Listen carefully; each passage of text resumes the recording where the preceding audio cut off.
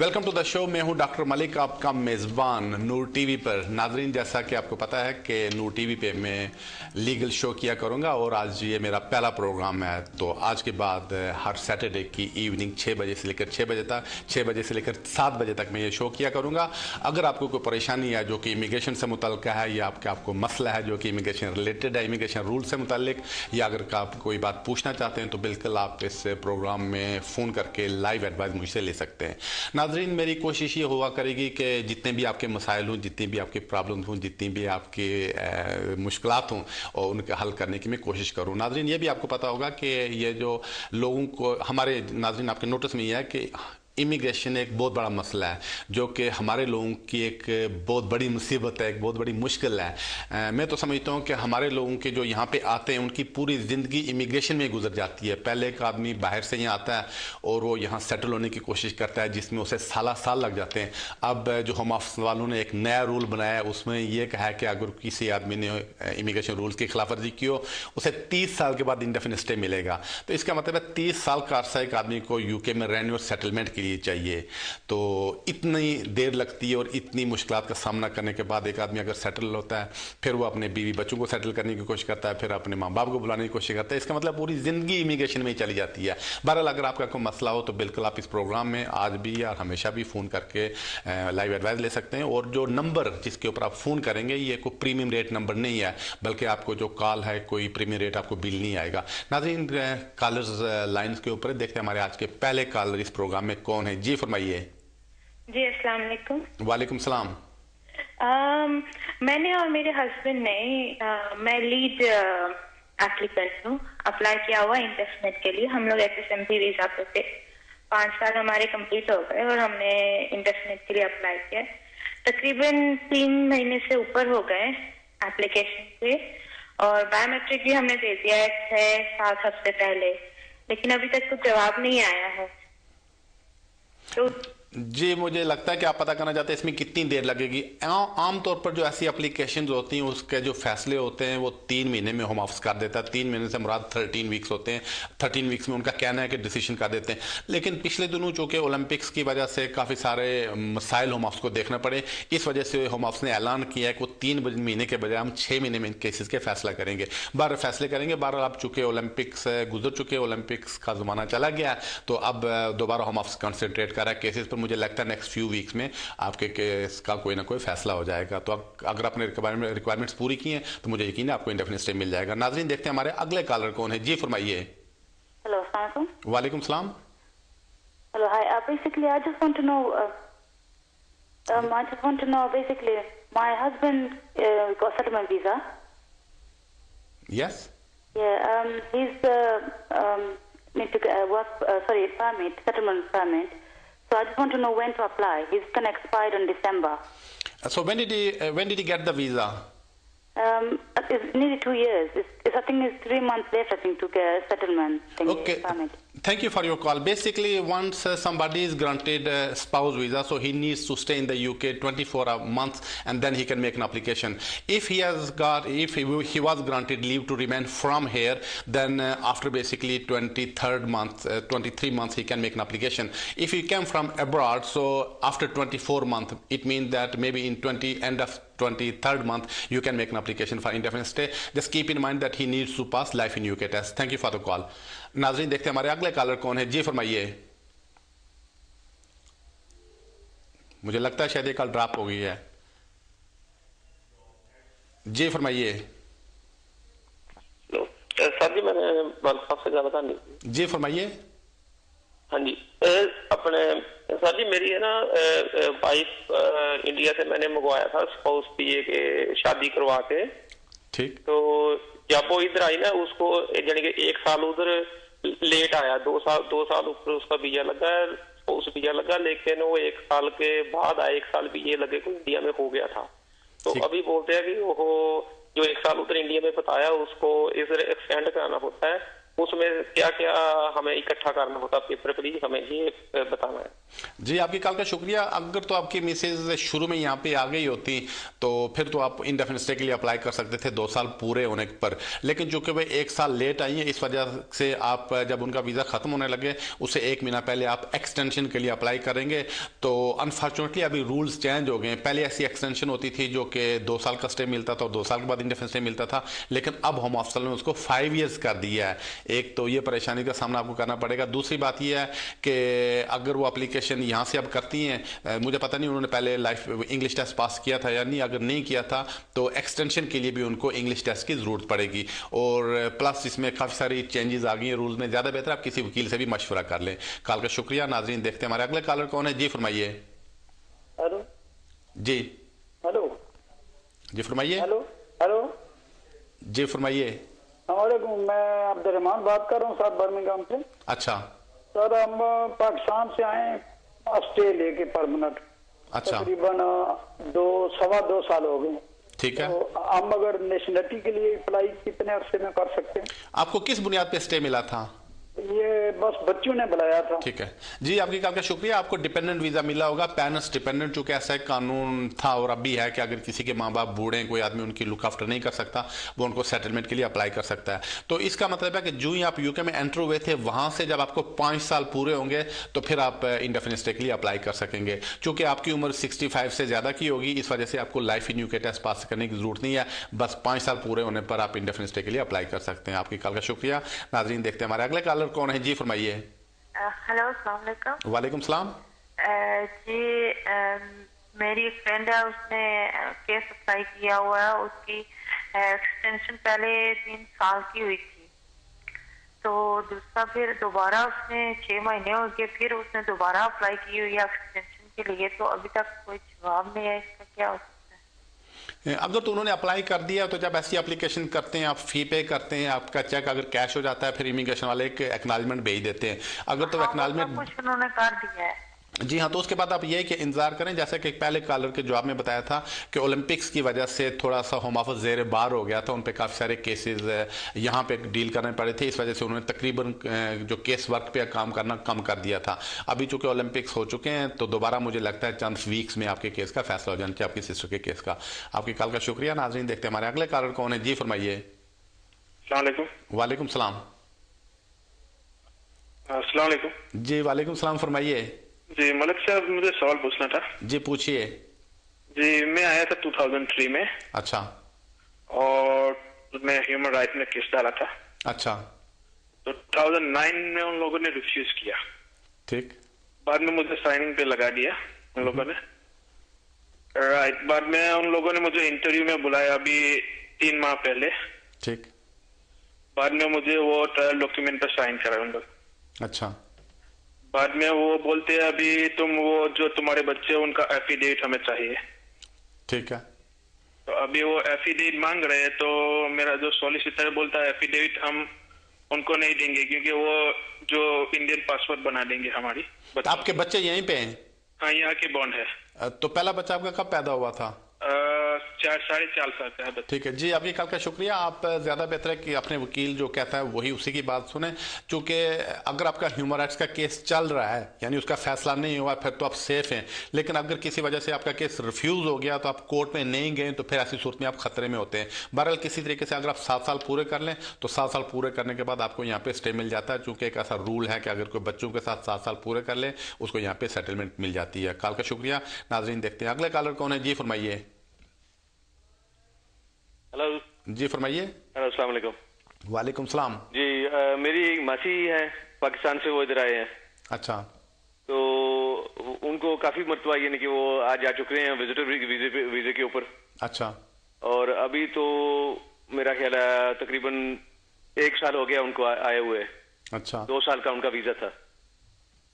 2 साल का उनका वीजा था और उसके बाद यानी कि अभी उनके 9 मंथ से ज्यादा हो गए हैं उनको इधर आए हुए। ठीक। अभी हम तो वो सफर करने के लायक नहीं है कि वापस जा सकते हैं पाकिस्तान।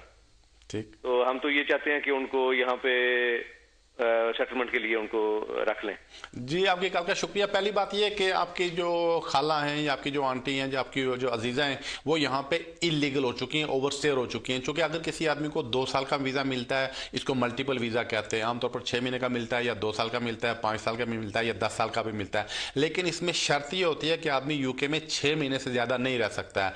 उसे हर हालत में 6 महीने में यूके छोड़कर वो जाना पड़ता है और 1 साल में 6 महीने से ज़्यादा यूके में नहीं रह सकता। तो इसका मतलब है टेक्निकली आपकी अजीज़ा जो है वो ओवरस्टेयर हो चुकी हैं। तो ज़्यादा बेहतर आप किसी वकील से मिलें और उनको पूरी बात बताएं, ताकि वो बताएं कि वो किसी कैटेगरी में अपना स्टे रेगुलाइज करवा सकती हैं या नहीं करवा सकती हैं। कॉल का शुक्रिया। नाजरीन देखते हैं हमारे अगले कॉलर कौन है। जी फरमाइए। वालेकुम सलाम। मलिक साहब, मेरे 2 क्वेश्चन है आपसे। एक तो ये कि मैं 5 साल पहले इंग्लैंड में आया था इस एसएमपी पे। Now we have got indefinite leave to remain, me and my Mrs.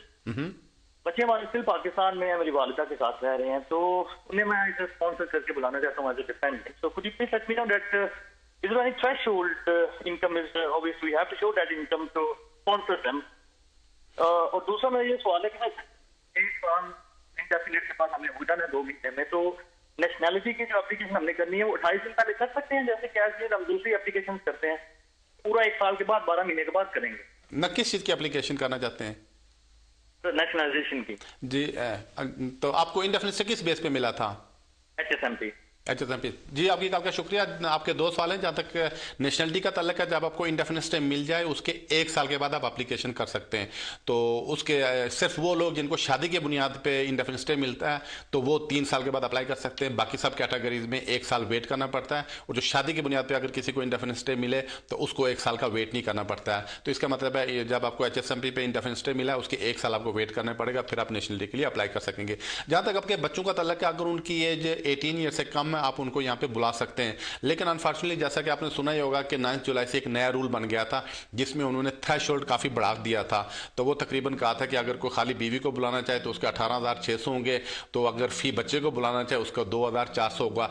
गो के इसको कोर्ट में ले गए थे, तो हमारे एक केस में सुप्रीम कोर्ट ने इसको कालअदम करार दिया था। लेकिन चूंकि इमिग्रेशन वालों ने अभी रूल्स चेंज नहीं किए तो नए रूल्स पार्लियामेंट के सामने पेश होंगे और पार्लियामेंट नए रूल्स को पास करेगी, फिर नए रूल्स लागू होंगे, तो तब तक वही पुराने वाले रूल लागू होंगे। बहरहाल अगर आप फुल टाइम काम कर रहे हैं तो फिर भी आप एप्लीकेशन कर सकते हैं, देखें उसका क्या रिजल्ट आता है। कॉल का शुक्रिया। नाजरीन देखते हैं हमारे अगले कॉलर कौन है। जी फरमाइए। वालेकुम सलाम। जी मलिक साहब, आपसे सवाल था कि मुझे यूके में आए हुए अगले साल सितंबर में 10 साल हो जाएंगे। ठीक है।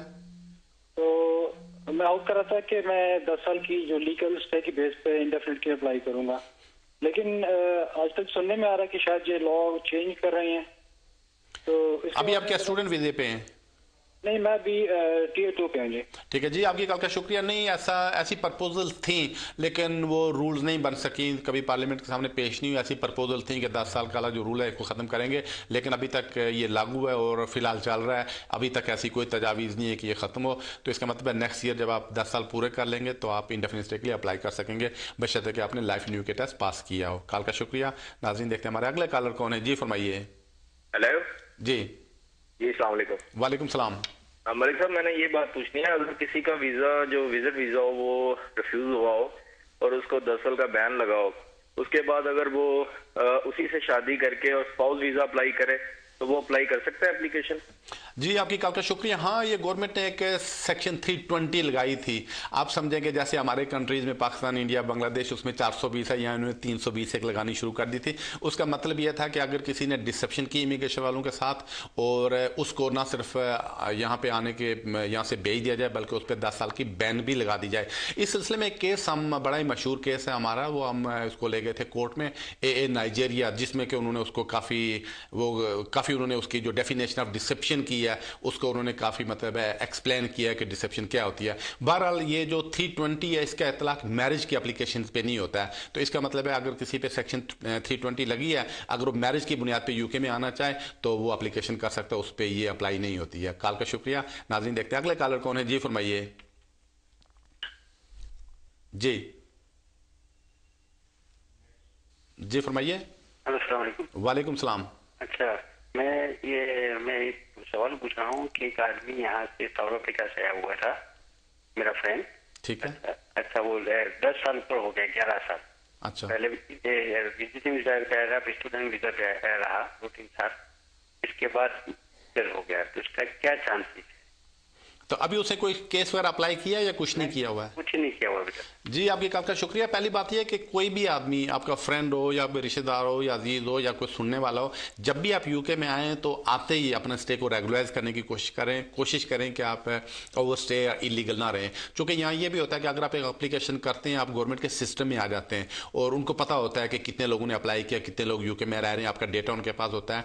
तो हर 5 या 6 साल के बाद यहाँ कोई ना कोई एमनेस्टी या कोई लेगेसी निकलती है, तो उसमें आदमी कवर हो जाता है। तो अगर उसने एप्लीकेशन की होती 10 साल पहले, मुझे यकीन है इस दौरान 1 या 2 स्कीम्स ऐसी निकली जिसमें कि वो कवर हो गया होता। बहरहाल उसे कहें किसी वकील से जाकर मिले, तो अगर वो वाकई 10 साल रहा है, उसके पास प्रूफ है, तो मुझे लगता है कि ह्यूमन राइट्स में एप्लीकेशन कर सकता है। आपकी कॉल का शुक्रिया। नाज़रीन, देखते हैं हमारे अगले कॉलर कौन है। जी फरमाइए।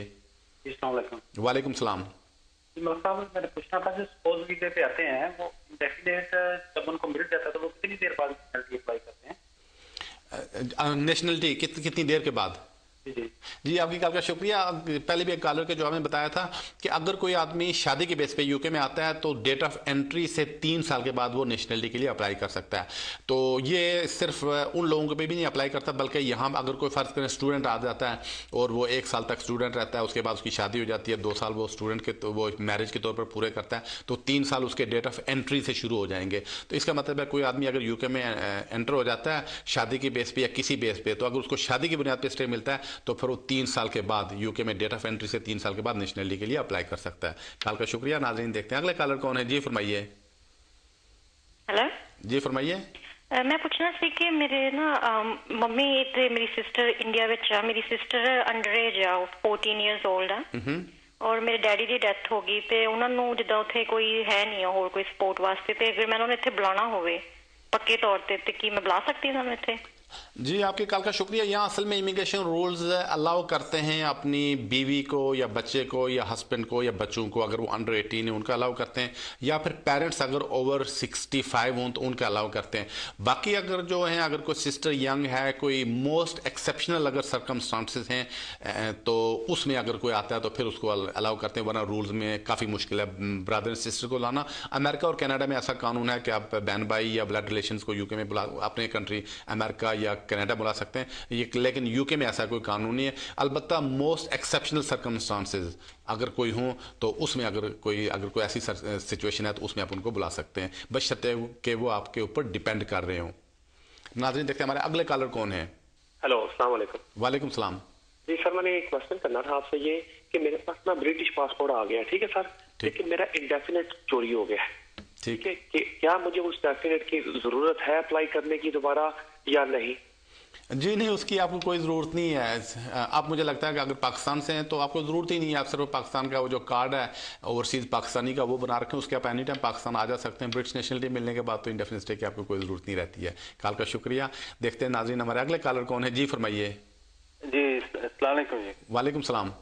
जी मैंने ये पूछना था जी, मैं पहले HSMP के वीज़े पे आया था। अच्छा। उसके बाद फिर जो है वो मैंने टीयर 1 करवाया, ठीक, और अभी मेरे जो है ना 3 जनवरी को वीजा एक्सपायर हो जाएगा, ठीक। तो मेरा जो वीजा है वो तकरीबन 30 दिन पहले जो है ना वो एक्सपायर हो जाएगा, ठीक, मेरे 5 साल कंप्लीट होने से। ठीक है। तो क्या मैं अभी इंडेफिनिट के लिए अप्लाई कर सकता हूँ या मुझे वो 30 दिन का जो गैप है उसके लिए एक्सटेंशन करवानी पड़ेगी?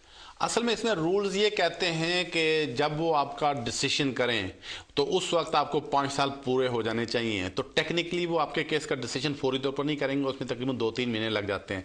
तो लिहाजा इसमें मेरा मशवरा ये है कि जो आप टू द रूल्स इसमें यह है कि आप एक्सटेंशन करवाएं, जब आपको एक्सटेंशन मिल जाए उसके 5 साल पूरे कर लें और फिर इंडेफिनिट स्टे के लिए आप अप्लाई करें। ये प्रॉपर तरीका जाने का। लेकिन अगर आप वीज़ा ख़त्म होने से 4 या 5 दिन पहले या हफ्ता पहले एप्लीकेशन कर देते हैं तो मुझे लगता है कि आपके केस का फैसला हो जाए तकरीबन 2 या 3 महीने बाद होगा। उस वक्त आप 5 साल पूरे कर चुके होंगे, लिहाजा आप ये चांस ले सकते हैं। कॉल का शुक्रिया। नाज़रीन, देखते हैं अगले कॉलर कौन है। जी फरमाइए। हेलो, जी फरमाइए। मलिक साहब, परमजीत बोल रहा हूँ जी, साउथ हॉल से। जी फरमाइए।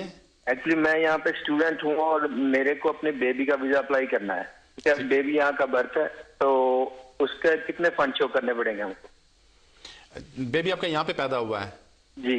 जी, आपकी कॉल का शुक्रिया। इसमें सबसे पहले तो आप अपना बर्थ सर्टिफिकेट, बेबी का बर्थ सर्टिफिकेट, अपना पासपोर्ट और मिसेज का पासपोर्ट लेकर बच्चे का पासपोर्ट बनवा लें। जब उनका बच्चे का पासपोर्ट बन जाए उसके बाद होम ऑफिस वालों को अप्लाई कर सकते हैं कि वो उसको लीव टू रिमेन दे, तो उसमें उसको फुल फी पे करना पड़ेगी। लेकिन दूसरा ऑप्शन ये भी है कि अगर आप स्टूडेंट वीज़े के सोनर लेटर, मुझे लगता है आपका वीज़ा ख़त्म होने वाला होगा, जब आपका वीज़ा ख़त्म होने लगे उस वक्त अगर आप अप्लीकेशन करें वाइफ की और अपने बच्चों के एज ए डिपेंडेंट, तो उस वक्त आपको ये मच सस्ता पड़ेगा। तो इसमें आप इमिग्रेशन कानून की कोई खास खिलाफवर्जी भी नहीं होगी। कॉल का शुक्रिया।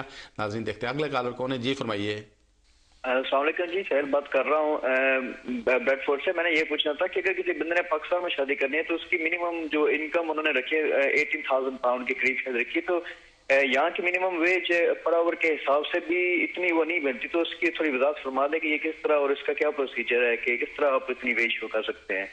जी, आपकी कॉल का शुक्रिया। असल में ये प्रोग्राम जो ही मैंने शुरू किया उससे पहले यहाँ मौलाना बैठे थे हाई वैकम से, उनका भी यही सवाल था, तो उन्होंने भी यही सवाल मुझसे पूछा था।